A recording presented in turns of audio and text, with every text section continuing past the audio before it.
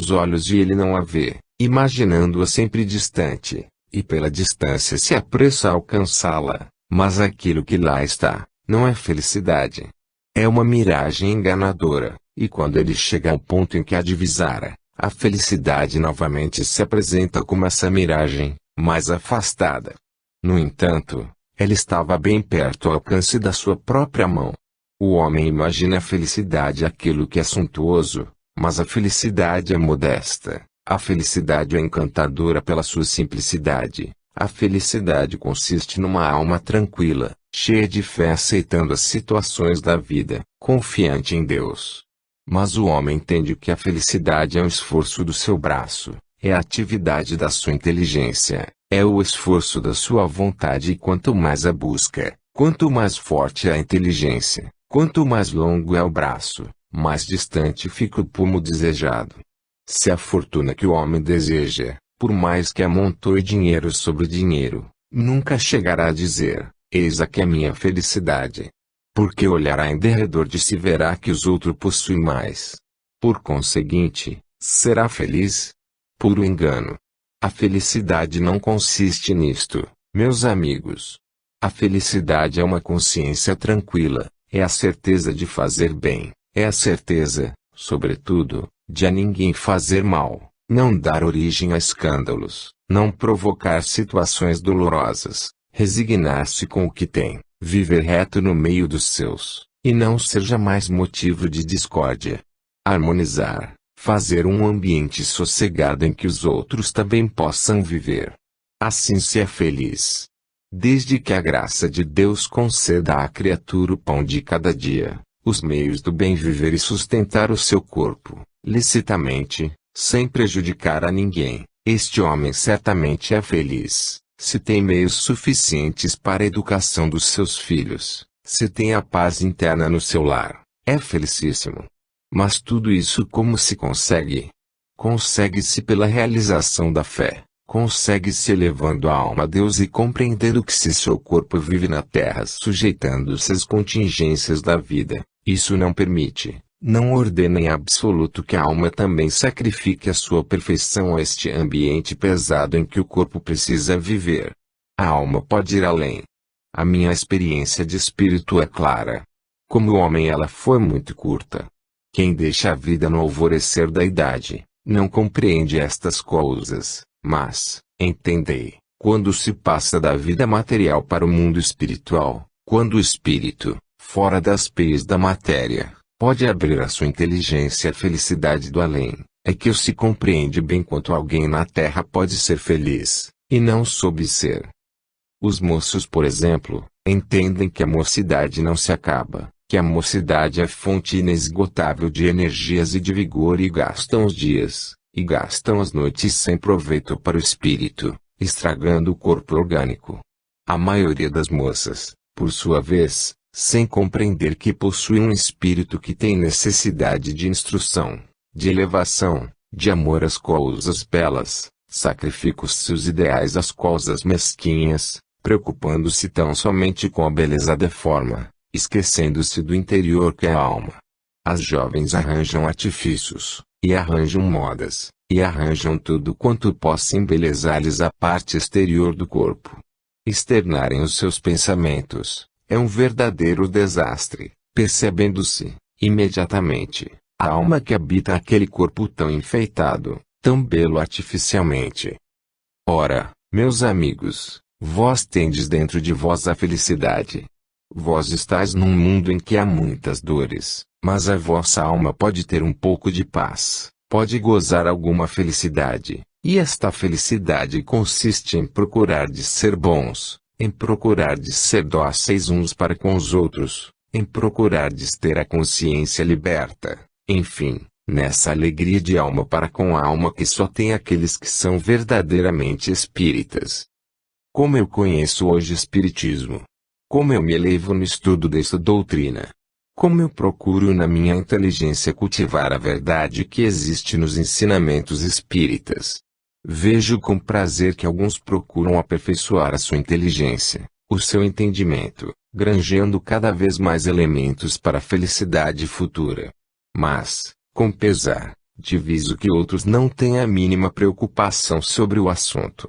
Espiritismo não lhes merece a menor atenção. Isto, meus amigos, é um tanto doloroso para mim, mas compreendo. Apesar disso, compreendo e aguardo o dia em que não seja assim, em que todos possam compreender que Espiritismo traz sossego, significa felicidade. Paz. O que é, se não a maior felicidade que pode existir?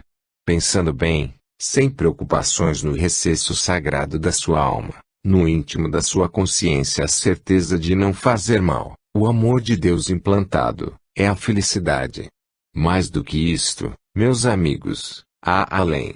E a doutrina espírita é tão rica, é tão promissora de bênçãos, que vós podeis ter a certeza de um dia galgar as grandes alturas do infinito. Eu desejo aos meus amigos e meus irmãos do Asilo Espírita João Evangelista essa felicidade promissora das mais ricas bênçãos, a realização da paz entre os homens, a realização da paz nas suas consciências e, sobretudo, desejo de fazer sempre bem, e então, quando um diz, deixando o mundo terreno, os vossos espíritos definitivamente entrarem no além, correremos todos pressurosos a vos abraçar e a dizer, agora, meus amigos, vencestes a batalha. Vinde gozar os louros. Vinde uma vez aprender. Nós vos desejamos todo o bem, temos o desejo da vossa felicidade. Trabalhai para ela. Até. José Dácio. Sobre o sacrifício do Gólgota. Meus irmãos e amigos, a vós, que vos dizeis cristãos e amais ao vosso Deus e nosso Pai, eu vos saúdo, neste instante. Amigos e irmãos, Jesus o Cristo do Senhor, quando esteve na terra, esforçou-se para demonstrar ao homem o seu poder, a potência da sua individualidade, a fé evangélica que traduziam suas palavras, enfim, Jesus foi um modelo vivo, diante dos homens. Hoje, a doutrina do Mestre como que se encontra obscurecida, por parte daqueles que se intitulam os principais propagandistas desses ideais. Atualmente, este mundo que se diz cristão prepara-se, numa grande romaria, para celebrar uma das idolatrias da sua fé, um dos atos reprováveis diante de Deus, porquanto, simulando uma crença, nada mais é do que uma blague.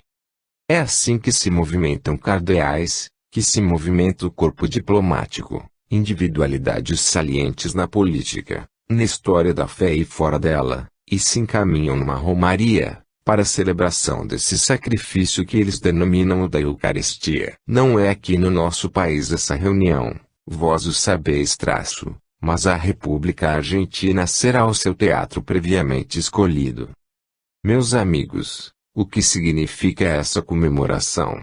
É possível que entre no cérebro do homem inteligente a convicção verdadeira de que o corpo, o sangue, a divindade do Cristo estejam, tão perfeitamente como se encontram além, nesse simulacro de religião, nessa coisa material, que, depois de consagrada assume as proporções da divindade. Será possível que assim seja? Não o posso crer, nem acredito que vós o aceiteis. E não me tenhais na conta de herege. O meu gênio polemista me arrastou muitas vezes à tribuna, para defender interesses que se prendiam à causa evangélica de Jesus, à sua origem, à sua lei, ao seu amor, ao seu sacrifício, à sua missão na terra. Procurei sempre dizer verdade, e tenho a certeza de que mentir os meus lábios não proferiram. Essa verdade, porém, não era tão esclarecida como é hoje, porque a minha inculta inteligência não me favorecia o cabedal necessário para exprimir-me bem, e o meu temperamento, o meu gênio impulsivo arrastava-me para o terreno das questões religiosas, abordando, muitas vezes, pontos que jamais deveriam ter abordados. Hoje, se, não esclarecido, porém melhor elucidado, após um estudo demorado com aqueles que, verdadeiramente, sabem mais, eu tenho procurado dizer, da tribuna espírita, algumas vezes, que a minha fé não vacilou, não se modificou, mas ficou mais forte, ficou mais firme, ficou mais elucidada. Os evangelhos de Jesus, meus amigos, devem ser estudados à luz do Espiritismo, porque a palavra de Jesus foi Espírito e vida. Dito por ele próprio. As palavras que eu vos digo, elas dão testemunho de mim. Querendo o Cristo dizer que ele próprio era Espírito e, por conseguinte, a verdade que lhe saía dos lábios era emanada de Deus, que também é Espírito. O sacrifício do cruz não pode ser repetido. Aquele sacrifício foi completo, foi perfeito, e Deus não permite a sua repetição. Pois se, na realidade lhe preencheu seu fim. Por que razão o seu simulacro há de ter melhor resultado? Se a tragédia real do Monte do Gólgota foi uma verdade, se ela veio para encaminhar os homens ao próprio Deus, por que a sua repetição? Para nos recordarmos dela. Recordar o quê? Aquilo que é verdadeiro, que é imperecível, não foge da memória. As boas recordações, aquilo que é puro, aquilo que é santo e que parte de Deus, não pode fugir da memória humana. Por conseguinte, esse sacrifício não teve repetição. E o seu paralelo é simplesmente inconcebível. Comparar o Monte Gólgota com um altar de igreja, comparar a escarpada do monte com a toalha alvinitente, comparar o sangue rutilante, o corpo sacrificado na cruz, com a hóstia pequenina, sem sabor, comparar as dores atrozes com os prazeres do momento, tudo isso é um descalabro tamanho, é um tal descompasso de comparações, que não pode, em absoluto, afetar a realidade. O sacrifício da cruz, para vós, que sois cristãos, foi perfeito. E, à sombra desse sacrifício, à custa desse sangue precioso, vive o homem de esperanças, vive o espírito reabilitado. Vivei, pois, destas palavras augustas, dessa esperança, e compreendei que Deus é grande, Deus é vosso Pai e Jesus não podia fazer obra imperfeita. E Jesus vos ama e vos encaminha a Ele. Deus vos guarde e vos salve. Joaquim Lorival Soares da Câmara. Recordando sua data natalícia. Prezados irmãos e meus queridos amigos, Deus vos guarde em seu infinito amor. No espaço, desfrutando a alegria que a terra não concede, não se pode esquecer certas datas que a humanidade comemora em família, recordando aqueles que se foram. Quem tem um círculo vasto de amigos, em datas natalícias recebe sinceros cumprimentos, a par de cumprimentos formais, mas em família, as datas natalícias são sempre motivo para alegrias íntimas. Por conseguinte, o pensar que alguém a quem se ama, mais um ano de existência, é motivo de satisfação. Eu, quando vivi entre os homens, gozei esses prazeres lícitos, singelos, discretos. Via passar a minha data natalícia suavemente, ano após ano, sem desalento, sem amargura, e, quando pela idade poderia alcançar o termo da peregrinação terrena, e o relógio da vida foi marcando além, eu me fiz outro homem. Eu senti que Deus tinha sido muito misericordioso para mim, porque tinha aproveitado a minha atividade no trabalho, no bem do próximo, porque tinha me permitido, a par das tristezas de que ninguém se pode eximir, prazeres que inundavam o fundo da minha alma, e o declínio da minha vida material significava o obor da outra vida que despontava. Eu vi que, enquanto aos meus pés se abria uma cova, para a qual pendia o corpo, também o horizonte da fé descortinava a terra distante, terra que só um espírito de luz conhece e que devia me esclarecer, felicidade que não me poderia ser dada aqui. Foi assim que eu vi o decorrer da existência, ano após ano, quando a velhice veio amadurecer a razão, quando os olhos procuravam alguma coisa que vós não poderias dar, quando o espírito se adaptava à sua prova, quando o interesse de ordem superior superava o interesse de ordem material. Não penseis, meus amigos, que falando assim eu quero dizer que vivesse na terra desolado. Não é esse o meu pensamento, mas na data do meu natalício eu não podia falar em família, senão, silenciosamente, em casa. Assim, aqui convosco, para aqueles que me amam, para aqueles cujos corações afinam com o meu, cujos sentimentos são meus, cujas almas também aspiram à felicidade que Deus me concedeu, eu venho dizer, a existência na Terra parece um minuto no além. Mais longa que seja a vida de um ser terreno, ela é sempre um instante na eternidade. A vida espiritual é verdadeira, é profunda, é íntima, é proveitosa, é a expansão do espírito em si. Para os meus amigos que me cercam, eu venho dizer, cruzes todos têm, amarguras íntimas, toda criatura humana tem, tristezas na alma, ninguém se pode livrar delas, porque as provas infalivelmente virão para aqueles que tiverem necessidade. Mas tende paciência, meus irmãos, tende paciência cada um com a sua cruz, tende vós todos ânimo para continuardes a sofrer como deveis, mas tende também coração sincero, aberto diante de Deus, e um pensamento desejoso de fazer bem. Não me quero apontar como tendo sido perfeito, porque perfeito só o Cristo, mas quero dizer que o amor do próximo agasalhei no fundo da minha alma e perdoei sempre de todo o meu coração alguns espinhos que procuravam cravar no meu coração, e não foram poucos. Quanto me sangrou, quanto eles verteram sangue e lágrimas, Deus o sabe. Mãos até que nunca deveriam ter pensado em cravar tais acúlios, no entanto fizeram.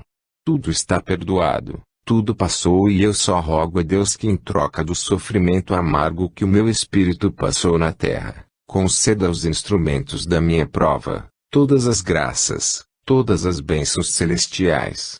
Peço também para que haja paz, concórdia, harmonia e fé na criatura que pensou em mim naquele dia, que se lembrou que orou por mim, que procurou falar comigo, que procurou de mim alguma coisa. Que a benção de Deus repouse sobre essa criatura, dando tranquilidade ao seu lar, paz ao seu espírito, progresso, crescimento do amor ao próximo. Para o asilo espírita João Evangelista, a mesma caridade, o mesmo amor e paz. Deus vos guarde. Alfredo Barcelos. Somos imortais, somos infinitos. Meus amigos, meus irmãos, Deus vos conceda a sua paz. Quantas vezes não terá acudido ao vosso espírito a pergunta, sem resposta, para aqueles que não conhecem a Deus, quem sou eu? De onde vim? Para onde vou? Esta curta permanência na Terra o que significa, perante o movimento infinito do universo? A minha figura apagada, em meio da ciência, a minha individualidade sem valor, o que significam, nesse conjunto harmonioso de ciência, arte, luz e paz? Que papel desempenho eu, e por que me encontro aqui onde estou? E, quando toda essa vida pujante de que o meu organismo dispõe se extinguir, será que irei para o nada?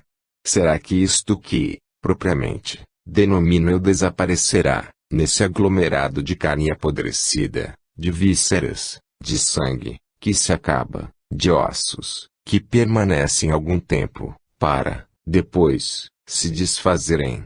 Eu, então, sou isto. Essa inteligência fulgurante, dirá outro traço, que me faz compreender grandezas que outros não podem entender, essa inteligência, que me faz alcançar o grande, da mesma forma que me faz alcançar o mínimo, o que é, o que significa. Ocupa ela lugar determinado no meu cérebro? Ou, então, onde habita? E, quando este cérebro desaparecer, porque a vida se extingue, o que será feito dessa inteligência promissora de grandes coisas, capaz de executar, de realizar, de empreender grandes obras? E, depois, para que, enfim, todo esse esforço, todo esse desperdício de energias, se tudo apenas vai cair no aniquilamento? Esta pergunta, meus caros irmãos, ocasiona outras e muitas outras, que se sucederão nesse encadeamento de raciocínios, sem resposta, para aqueles que não as sabem buscar nos livros em que elas se encontram. Assim, surgirão outras perguntas, que permanecerão de pés, muito embora a inteligência humana lhes dê resposta que eles próprios não aceitam, porque a inteligência responde e a razão recusa, a inteligência explica e a razão repele. E por que, Senhor Deus, o homem, olhando em derredor de si, vê tanta desigualdade, vê tanta misericórdia aliada a tanta maldade, vê tanta sabedoria a par da ignorância, vê tanta bondade e mistura com pensamentos maus, realizações impuras. Porque o homem busca solução para estas coisas e não as encontra, abrindo mão da chave que lhe dá a verdadeira ciência. Meus amigos, o sofrimento, as grandes dores, as dores da alma, bem como as dores materiais, empolgam a natureza humana de tal forma que não há ninguém, não há entidade no mundo capaz de dar solução definitiva a essa harmonia descompassada que rege a vida humana. Almas caridosas, boas dotadas de bons sentimentos, capazes de sacrifícios heróicos, passando, tantas vezes privações morais, de ordem que não pode ser revelada, dores físicas capazes de destruir a matéria em pouco tempo, e, por outro lado, criaturas sadias, robustas, felizes na aparência da vida, e, ao mesmo tempo, possuidoras de pensamentos contrários aos sentimentos religiosos, contrários ao bem da humanidade, planejando unicamente aquilo que é vergonhoso, que é vil, que é baixo, felizes na aparência, e, no íntimo, rebeldes, revoltados contra o destino, sem compreender a razão de todas as coisas. E o homem se perde nessas conjecturas, e o homem soluciona aquilo que não pode solucionar, porque, como acabei de dizer, não compreende a sua própria inteligência. E o homem permanece, ele próprio, como uma interrogação no meio do infinito. Tomemos essa criatura pela mão, façamo-la entrar num manicômio. Ele que veja as desventuras, as provas alheias em alto grau. Ele que veja como as criaturas humanas padecem sem que a ciência lhes possa dar remédio. Continuemos a andar com ele, pelos leprosários. Ele que os penetre e veja como seus irmãos se contorcem de dores nessa chaga viva que é a lepra, corroendo o organismo sem remédio, sem alívio, sem piedade. Continuemos a levá-lo adiante, e, se assim fizermos por muito tempo, teremos de visitar sanatórios, hospitais, teremos, enfim, que dar uma volta em todo o mundo, para tocar em todo ponto onde se encontra a miséria. E o homem não encontrará a resposta para estas coisas. E o homem não compreenderá porque um é rico, sadio, enquanto que o outro se debate nas garras do infortúnio. Tudo isso, meus amigos, porque o homem recusa a chave da verdadeira ciência. Se a vida humana fosse tão somente a carne, o organismo físico, para que havia Deus de criar esse universo tão belo, tão grandioso, tão promissor de coisas felizes mas irrealizáveis? Para quê? E esses grandes mundos, desabitados por completo, para quê e por quê? Não, meus amigos.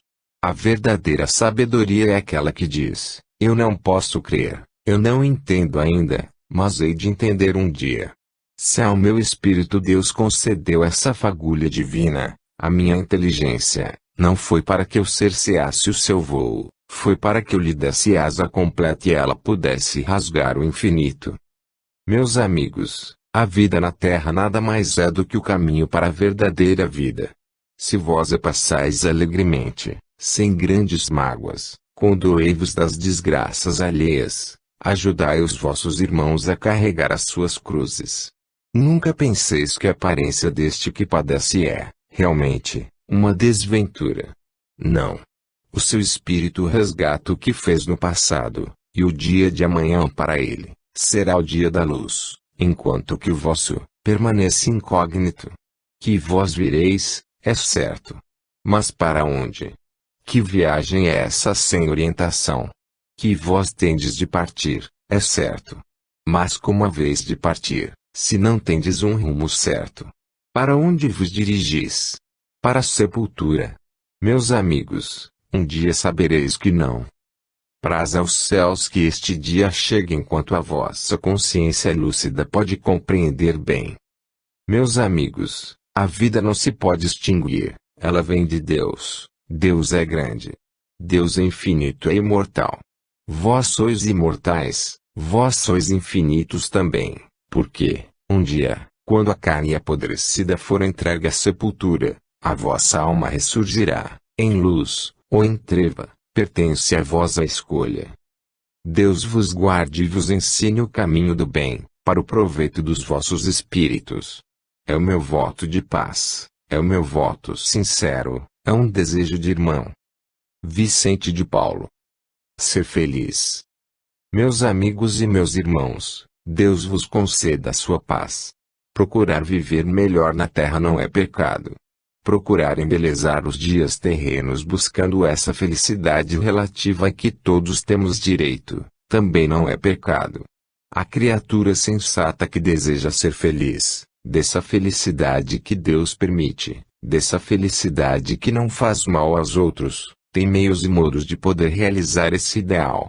Ser feliz, meus amigos, significa fazer aquilo que é lícito gozar na terra. Desde que o nosso prazer vai prejudicar interesses estranhos, esse prazer já deve ser posto de lado. As artes, especialmente a música, a pintura, embelezam muito uma vida. Quem se dedica à música tem a compreensão do infinito, porque ela atrai para o além. Aquele que é realmente artista, se esquece que está num mundo material, e a sua alma fina com os seres espirituais de tal forma, que ele mesmo não entende esse arrastamento, mas é a arte que o chama para lá. Diante de um quadro desenhado por mão de mestre, a alma se extasia. A instrução deve ser dada às crianças também sob este prisma. O lado material das coisas, o lado prático, aquele que ensina a mulher a cozer, governar bem uma casa, tomar conta do que é seu, viver para a sua família, é certamente muito proveitoso num estabelecimento como este, para que cedo se aprenda a tomar conta da vida, mas o lado espiritual deve ser também amenizado com estudos que arrastam a alma para essa suavidade infinita, que faz tanto bem. Viver constantemente enfesado, aborrecido, procurando contrariedades, não se sujeitando às coisas naturais da existência, às dores imprescindíveis ao adiantamento do espírito, não é viver bem. Viver bem, significa ter paz, até quando se sofre, porque a resignação dá esse sossego da alma. Se há casas em que todos gozam perfeita saúde, nós não devemos olhar para elas com esta falta de caridade, desejando que também padeçam aquilo que o nosso lar padece. Se assim fosse, minhas amigas, aqui onde vivemos, onde reina a perfeita paz, onde reina a perfeita harmonia, onde há suavidade e mansidão, doçura, não haveria tempo para pensar nas desgraças alheias. E nós que gozamos essas grandezas, todo o amparo protetor, não teríamos tempo para ver os infelizes da terra e os infelizes do espaço, porque aqui também há gemidos, também há dor, também há pranto. Eu tenho estado muito preocupada com as minhas irmãs da terra, que não sabem a utilidade do sofrimento. O sofrimento, meus amigos, depure o caráter, depure os sentimentos maus, aproxima a criatura de Deus. As almas sofredoras, quando padecem uma dessas crises que apavoram os fracos, arrancam da sua alma esse grito para o infinito: meu Deus! O consolo vem, o consolo desce e se pode ser feliz assim. Até no sofrimento se pode encontrar prazer, porque o saber o que é bom, enleva a alma. Se o sofrimento provoca essa reação feliz, bendito seja o sofrimento. O ideal de uma moça na terra é um lar feliz. E falo na moça, porque também tendo sido uma delas sei quanto deseja a mocidade ser feliz, sei quantos castelos se constroem e muitas vezes um sopro os destrói, sei as aspirações nobres que enchem o ser, compreendo-as, e por isso digo, às moças, em seus ideais, em seus planos da terra, o seguinte: a verdadeira felicidade da mulher é um lar bem construído, que nesse lar se possa viver calma e sossegadamente. Se há saúde, felizes porque Deus assim o permite, mas no caso de moléstias, de uma dessas infelicidades terrenas que perturbam a felicidade espiritual, resignação e paciência. Saber ser feliz até no sofrimento. Direis vós, não é possível. Não, meus amigos, é possível. É certo que há quem possa gozar, Viver feliz no meio de lágrimas, no meio de pensamentos inferiores, mas que servem para a purificação das almas, e no dia em que se pode viver sem estas dores, a felicidade deve consistir em procurar proteger os outros. A mulher bem-intencionada raciocina. Eu sou tão moça, sinto-me tão feliz, tenho tudo, o meu lar é uma doçura, um encanto, nada que me falta, o meu pensamento circula em volta do meu lar, mas isso assim desagrada a Deus, se transforma em egoísmo. Eu preciso pensar além. Felicidade não vou buscar além porque tenho aqui, como vou buscá-la? Mas a tristeza eu devo consolar, o mal, onde existe, eu devo procurar corrigi-lo. A felicidade eu devo procurar cultivar.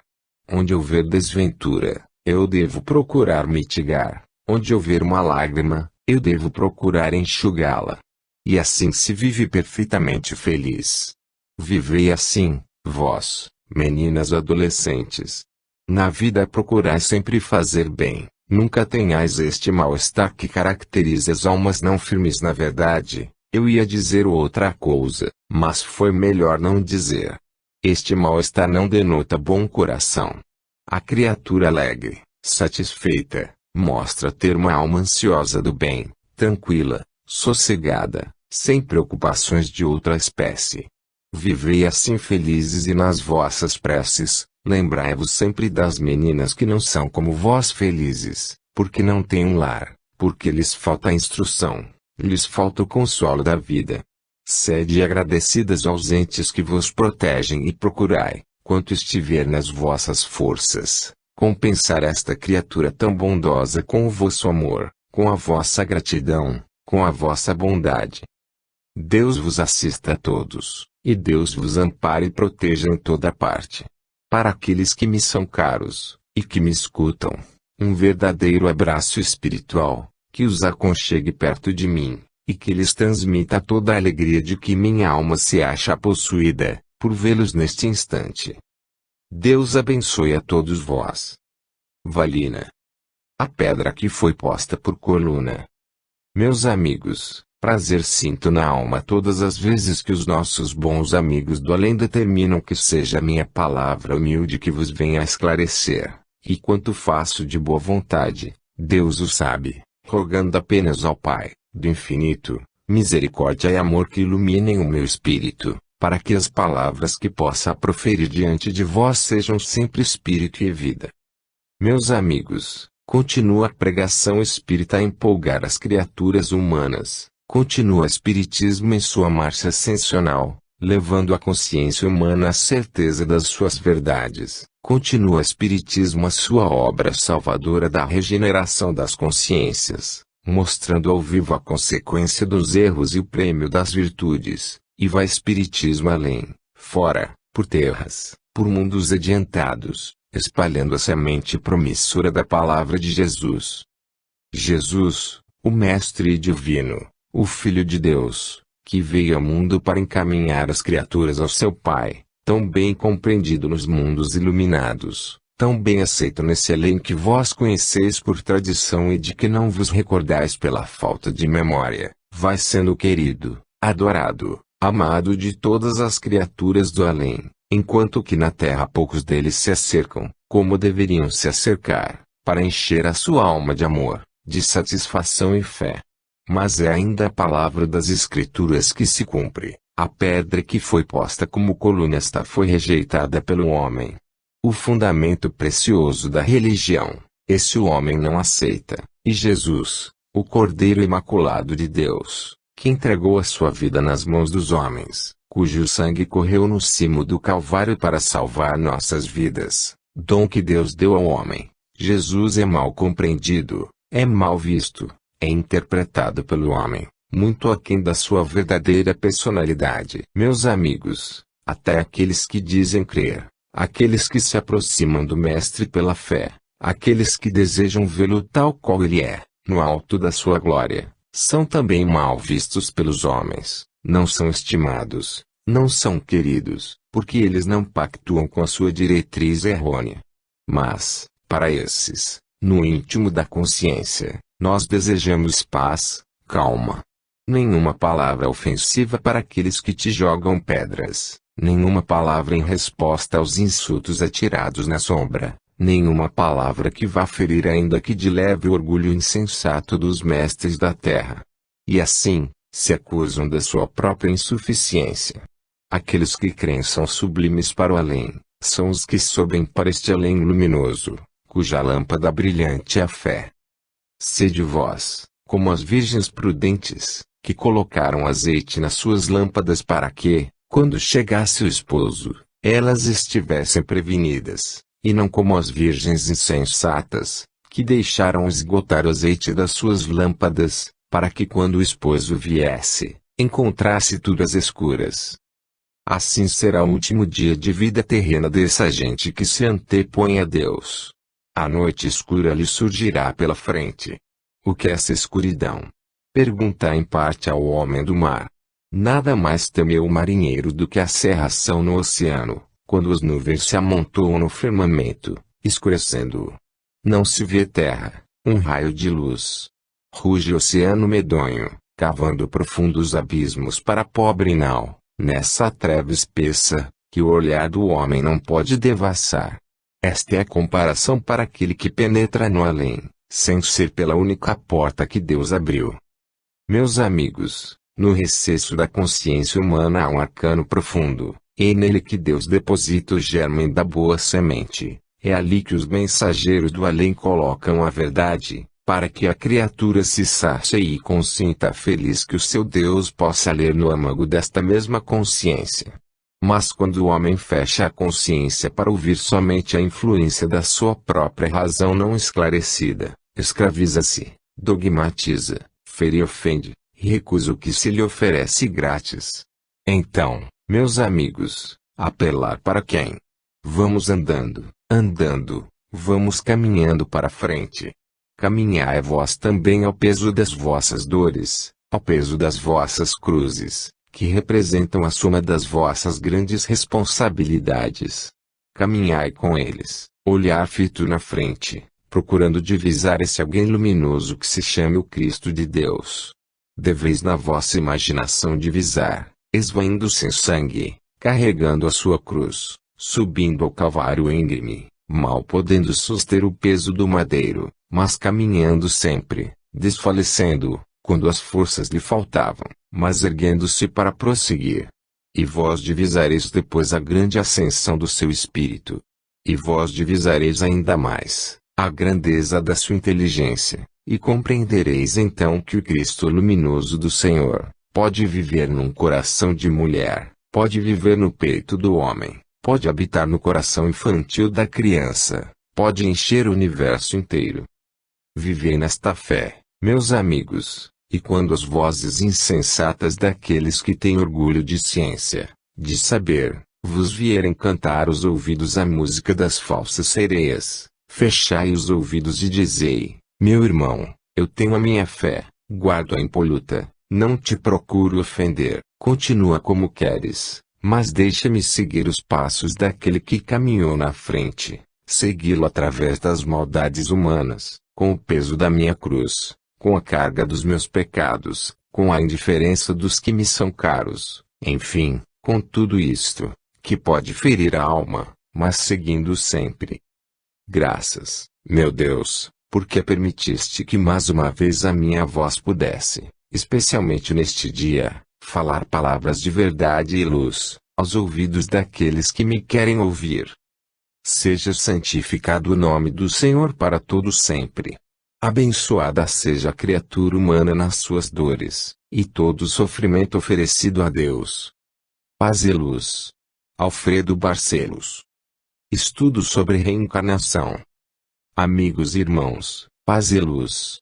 Quanto é sábia a lei de Deus, quanto é rica em princípios de sabedoria, quanta majestade nos decretos divinos.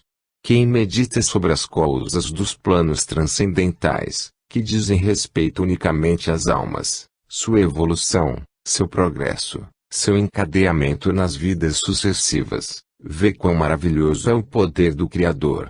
Um cérebro humano não pode conter a compreensão exata da majestade do Criador. Deus, sublime e grande, criar os espíritos e lhes entregar o infinito inteiro para sua evolução, dar-lhes uma eternidade de tempo para que conquistem a verdadeira felicidade, dar-lhes a grande faculdade de escolha, para seguirem o rumo que lhes aprover, depois, neste encadeamento de vindas e revindas ao planeta, alcançarem um grau de evolução compatível com a entrada em mundo superior. Vós que aqui vos reunis, às vezes provocais em outros sentimentos que, se pudesseis apanhar no momento, vós os confirmaríeis. Entra alguém pela primeira vez nesta casa, vós cumprimentais esse alguém como cavalheiro, como senhora de fina educação e não sabeis quem recebestes, não sabeis porque foi esta criatura mandada para o vosso meio, e compreendeis que não foi a casualidade que trouxe os seus pés para este caminho, a tomar assento entre vós. Nós outros, quando vos encontrais assim reunidos nesta sala, podemos ver o laço de parentesco com que vos entrelaçais uns aos outros. E quantas mães cumprimentam pela primeira vez os seus filhos, com todo amor. E quantas esposas longe estão de pensar que aquela, que hoje consideram estranha, foi exatamente a sua consorte em vidas anteriores. Como é linda, como é bela a reencarnação dos espíritos, estudada sob o prisma grandioso da lição do destino. E a lei das provas. E a razão do sofrimento. Espíritos aqui, ligados desde tempos imemoriais, desde eras remotas, vêm caminhando juntos, uma confortando o outro, um suspendendo o outro no momento da queda, um encaminhando o outro, até alcançar a vida presente. Desde vindas e revindas, quantos no caminho do mal, planejando crimes, enveredando por caminhos ínvios onde não deveriam jamais penetrar, quantos assim, de vício em vício, de queda em queda, de turbulência em turbulência alcançam o dia da reabilitação. Eis que alguns estão presentes, cujas vidas estão presas indissoluvelmente e assim continuarão até o perpassar de séculos. Quantos recolheram os suspiros partidos do peito de Jesus, para, no dia seguinte, escorregarem e resvalarem no pecado? Quantos acompanharam a via crucis do Calvário, sugando o fel do seu coração, enxugando o sangue precioso que lhe jorrava da fronte, para depois de eras sucessivas penetrarem nos lugares dos vícios, no horror, abandonando aquela imagem querida, que jamais deveriam ter abandonado da retina espiritual? E ainda mais, olhando para vós, revendo vosso passado, eu posso ver as fileiras dos cristãos, eu posso ver os corpos queimados, reduzindo-se a cinzas em meio daquelas chamas ardentes das fogueiras, e recordo, e vejo as chamas, e ouço os gritos, as desolações, os apelos a Deus, e vejo os espíritos deixando a matéria subirem para este além luminoso amparados pelo seu guia. E quantos, meus amigos, ardendo naquela fogueira ardente em que os lançara a crueldade dos homens, guardavam dentro do peito o segredo imaculado de um grande amor. Amor que o mundo não conheceu, amor que não podiam tornar uma realização, porque o hábito de monja isso impedia. Quantos pereceram nas chamas da fogueira, juntando ao nome de Deus o nome de mulher amada. E se a história não conta, se a história não reza, é porque o segredo morreu e estas almas afins, entrando no espaço, foram recordando suas vidas e afinal, compenetradas do dever de viver separadas, encarnaram novamente, mas o destino é traçado, o encontro forçosamente sucede e então é a vida primeira que se reinicia. O afeto suave, fraterno, delicioso. Mas o cálice da amargura tem que ser esgotado até o fim. Nada mais belo na vida do que seja a lei da reencarnação, meio que Deus encontrou para a reabilitação de todas as almas. E os grandes suplícios? Foram eles a salvação daquelas almas com a perdição dos seus corpos, Jeanne d'Arc, Giordano Bruno. E tu, Savonarola, também deixaste o teu corpo nas chamas da fogueira e também partiste guardando em ti o profundo segredo. E quantos mártires do cristianismo, pelo sagrado nome de Jesus verteram a última gota de sangue? Meus irmãos, nunca tenhais ódio, seja de quem for, Porque aquele que vós odiais sem saberdes quem seja, é possível que tenha convosco ligação estreita, é talvez alguém a quem ofendestes no passado e cujo perdão necessitais conceder no presente. Aquele que vos parece estranho é talvez um ente querido, a quem vós mesmos consagrastes afeição em outras vidas. Meus amigos, perdoai. Perdoai sempre.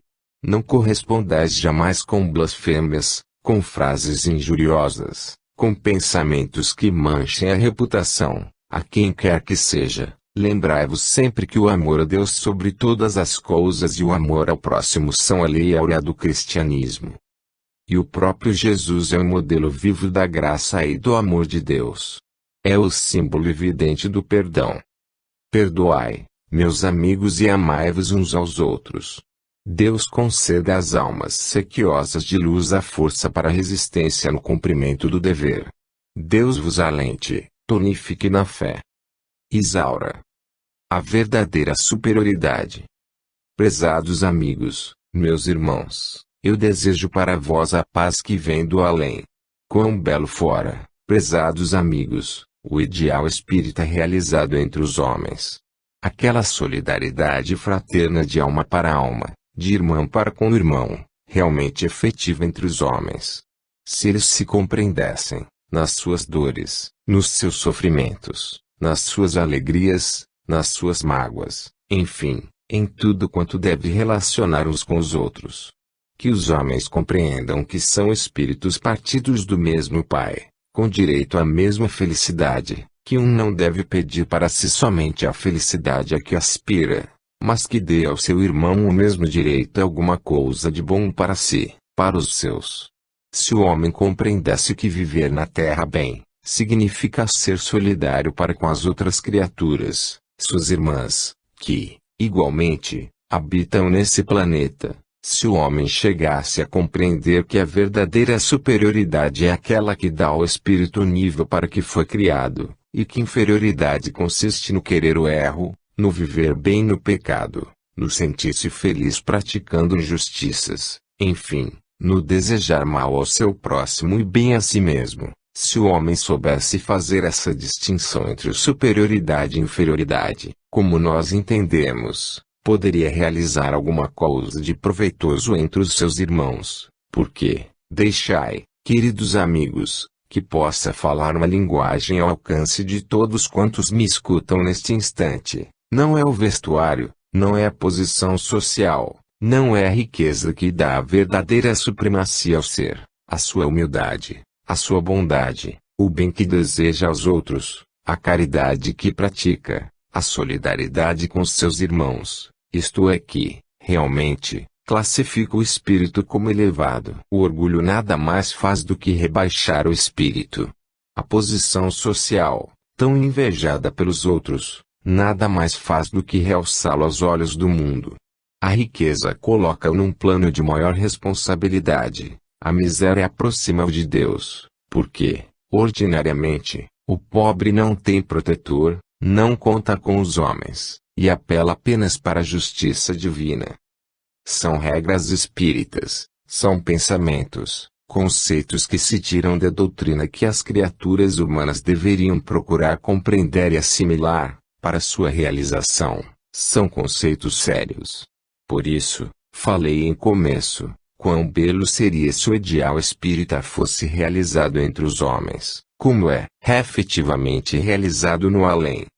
Para vós, os que credes, que tendes lido as revelações trazidas do outro plano da vida, onde se fala em grandezas, em beleza sem igual, em felicidade incomparável, para vós, deve-se dizer, pois aí, onde tanta maravilha Deus espalhou, onde tanta ciência se encontra realizada, onde tantos planos bons vêm para a inspiração dos homens, não há orgulho, não há inveja, não há ciúme, há o sentimento de amor fraterno de alma para com a alma.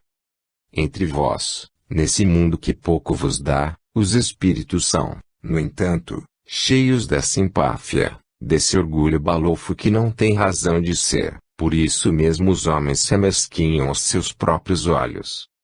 Quem dera, meus prezados amigos, Que chegue o dia em que o espírito humano possa compreender que a Terra também pode realizar, ao menos, uma parte desse grande ideal que é realizado no além. Falo ao espírita, em razão de saber, como ele sabe, que a sua responsabilidade é bem maior do que daquele que não crê. O espírita é um homem que sabe ler no livro do universo. O espírita, em cada maravilha da natureza, conhece a mão de Deus, conhece o Evangelho de Cristo e nele tem fé. Por isso mesmo, é um ser de maior responsabilidade. Falo, por conseguinte, ao espírita, que, aprendendo nas lições evangélicas trazidas do além, procura, em parte ao menos, realizá-las na sua vida prática. Um espírita sem paciência, um espírita irresoluto, um espírita indiferente aos seus irmãos, um espírita sem dó das penas alheias, sem misericórdia para com as fraquezas do próximo, sem caridade para com os infelizes, o que espera do além?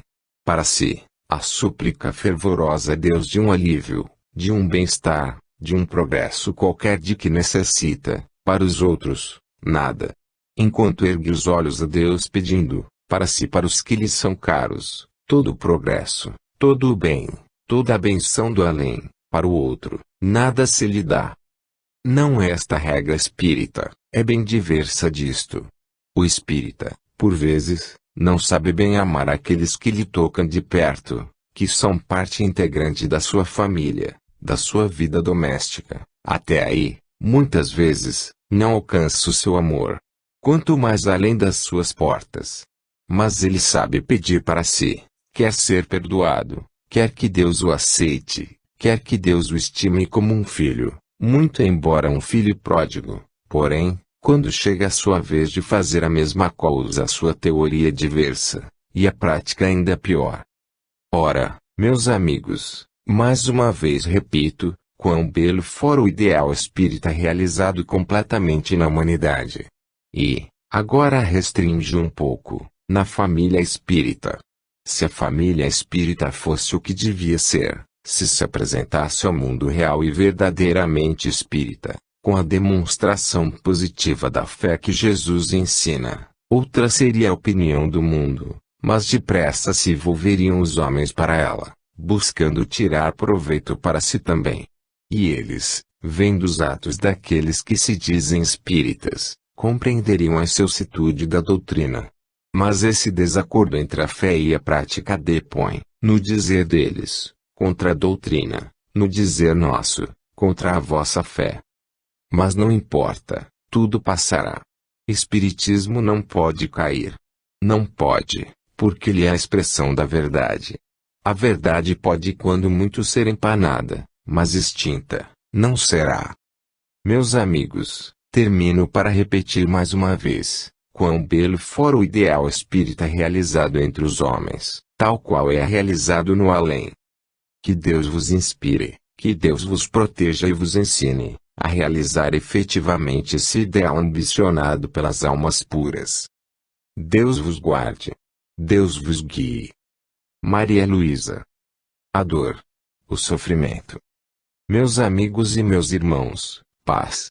Que haja conformidade no sofrimento, é compreensível, mas aceitareis vós, que haja prazer nesse sofrimento, que haja alguém que possa tirar da dor algum néctar suave para o seu espírito. É possível haver poesia na dor? Na dor material, cruciante, terrível, dor que dilacera, que esfacela as fibras do ser e que magoa o próprio espírito. Será isso possível? Respondereis naturalmente, não. O indivíduo que sofre, sofre porque não tem outra coisa a fazer senão sofrer, porque não encontra lenitivo para essa dor. Se encontrasse, naturalmente, buscaria. Meus amigos, Teresa de Jesus, esse espírito luminoso do além, que viveu na terra e padeceu, disse, em um dos seus belíssimos poemas, que tinha saudade do tempo em que sofria, porque o tempo da dor foi, igualmente, o tempo da comunhão com Jesus. A grande dor da sua alma, o seu grande padecimento se tornavam como que sobrenaturais. Aproximando-se do Mestre, ela podia sentir, no eflúvio da grande dor, o amor de Jesus baixando sobre seu espírito. É possível, pois, haver conformidade na dor e haver esse prazer que o materialista não pode entender. No sofrimento, a história da dor resume-se nisto: o espírito necessita depurar-se dos seus crimes. Os seus pecados são de tal valor na balança da justiça divina, que requerem uma reabilitação, e essa reabilitação só se pode fazer pelo sofrimento, porque o homem que não sofre, o homem que não padece, é como o corcel em carreira desenfreada, nada o contém.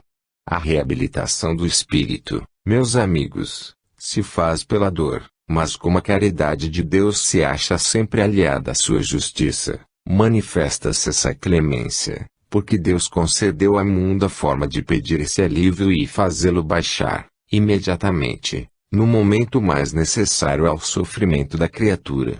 Esse remédio é a comunhão com Jesus. Recordai-vos, lendo a história daqueles que padeceram em nome de Jesus, a história sacra. Quantos mártires do cristianismo, invocando o nome sagrado de Deus, suportaram os mais cruciantes martírios porque levaram-se pelas asas da fé à comunhão com Deus, com Jesus, mitigando esse sofrimento. E padeceram risonhos, alegres, porque viam, no dizer de Estevão, o céu aberto e Jesus em pessoa distribuir fluidos consoladores para os seus sofrimentos. Esse Jesus, meus amigos, que tanto fez em benefício dos mártires daquele tempo, é o mesmo Jesus de hoje, que olha para vós com piedade, com amor, com ternura, buscando amparar a vossa fé, sustentando os vossos passos. Quando se tem fé, meus amigos, no próprio leito de morte se sente o alívio, pelo passe, pelos fluidos que vêm do além. Eu tenho penetrado em aposentos em que o enfermo agoniza, às vezes quase solitário, alta noite, quando a cidade dorme, quando todos em casa se entregam ao repouso e alguém vela sua cabeceira. Eu tenho me aproximado e tenho visto que, apesar dos cruciantes sofrimentos, esse enfermo tem como que uma auréola de santidade envolvê-lo, e o olhar busca alguma coisa. E então balbucia palavras, que quem escuta não compreende. No dia seguinte, quando se relata ao médico essas palavras, ou tal frase desse enfermo, ele diz: é o delírio, é o fim que se aproxima, o cérebro está cansado, a inteligência vai pouco a pouco se apagando, e esse falar é quase mecânico, já não tem raciocínio, ele não pensa. Puro engano. Puro engano. O espírito está vivo, o espírito está alerta, quem está definhando é a matéria, o corpo é que está ficando impossibilitado de qualquer reação. O coração é que está prestes a bater a última pancada, as outras funções orgânicas estão quase cessando, a própria gelidez do corpo denota o fim da vida material, e, no entanto, o espírito inteligente velho fala aquilo que vê. O moribundo descrevendo visões, contando figuras que lhe aparecem, vultos áureos, formas transparentes luminosas, relata o que vê, por fim. Quando já não podem articular palavras, muitos apontam chamando a atenção daqueles, que eles supõem também ver, para esses pontos luminosos. Então a sabedoria humana diz, delira. Ele não está em si, é o estado mental se apagando, a fraqueza. Nada disso, meus amigos, e a visão espiritual. A força material se extinguir e a força espiritual a querer partir para o além. O espírita, que crê, diz, a matéria se acaba, extinguem-se as forças, o corpo já não tem nada para dar, enfraquece-se, torna-se cadáver. O espírito, esse vive e descreve aquilo que vê. Meus amigos e meus irmãos, para vós, que estudais e meditais nas coisas eternas, um aconselho. Permanecei firmes na vossa fé, o dia de amanhã vos encontrará prontos para a partida. Vós não sereis como esses viajantes que partem rapidamente, sem estarem preparados para o lugar do seu destino. Vós sois viajantes preparados para a partida, com toda a equipagem bem arranjada, nada vos apanha de surpresa, o dia da morte será o dia da libertação. Se tendes sofrimentos morais, ou físicos, tende paciência. Para os físicos buscai sempre o remédio natural que o bom senso vos indique ir buscar. Para os males espirituais não consulteis a ciência humana. A ciência